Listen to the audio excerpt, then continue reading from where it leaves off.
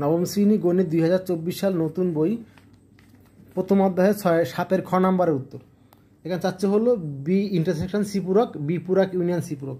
তাহলে আগে দেখেন বি ইন্টারসেকশন সি মানে কি বলেন তো, দুটোর কমন মানটা। ওকে, বি পূরক মানে পুরা ইউ থেকে বি বাদ, মানে বি ফাঁকা, আর সি পূরক মানে ইউ থেকে সি বাদ।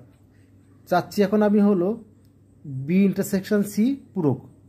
তার অর্থ হলো শুধুমাত্র এই যে পুরা এ থেকে দুজনের কমন জায়গাটা, এই জায়গাটা বাদ, মাঝখান জায়গাটা বাদ। এখন হলো যে বি পূরক এই জায়গাটা কিন্তু দুজনের মধ্যে কমন জায়গাটা বাদ।